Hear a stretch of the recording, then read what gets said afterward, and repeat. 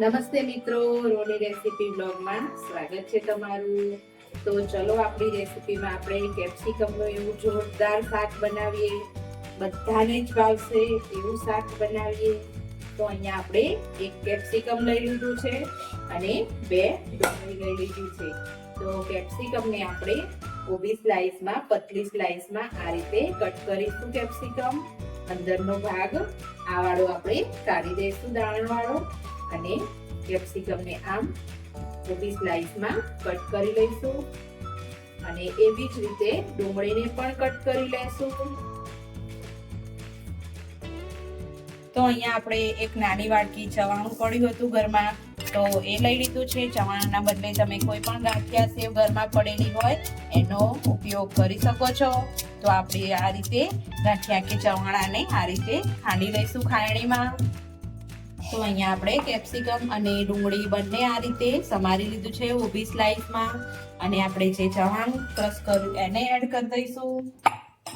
આપણે થોડો બેઝિક મસાલો કરીશું, જેમ કે મરચું 1 ચમચી, અડધી ચમચી હળદર, ધાણા જીરું અને સ્વાદ પ્રમાણે મીઠું. અને અહીંયા મેં એક નાની વાડકી જેટલું દહીં લીધું છે, ઘરનું દહીં છે. તમે મોળું ખાટું ઘરમાં જે રીતે ખાતા હોય તો મોળું દહીં લેવાનું એકદમ. અને આ બધાને આ રીતે આપણે થોડી વાર મિક્સ કરી દઈશું હાથની મદદથી અને થોડી વાર આને રેસ્ટ આપીશું દહીંમાં.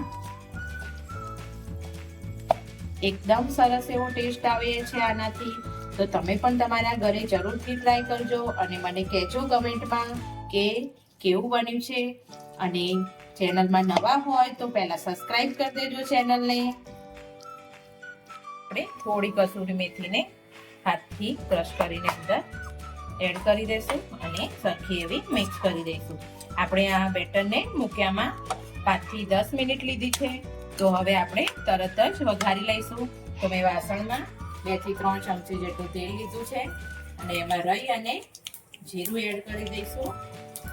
આપણે બધા જ ઓલરેડી મસાલા કરી દીધા છે આમાં, એટલે કોઈ જ મસાલો કરવાનો બાકી નથી. તટકી ગયું છે તો આપણે થોડી એવી હિંગ નાખીશું અને પછી બધા જ આપણા કેપ્સિકમ અને ડુંગળીને અંદર એડ કરી દઈશું. એકદમ મિત્રો મસ્ત એવું આ શાક લાગે છે. ઉનાળાની ગરમીમાં રોજે આપણે શું બનાવવું, શું ખાવું, અને હલકું ફૂલકું પણ થઈ જશે અને ટેસ્ટી પણ લાગશે. તો આને આપણે થોડી વાર 2 થી 3 મિનિટ સુધી આમના ચડવા દઈશું. બધા ઓલરેડી આપણે મસાલા અંદર કરી દીધા છે.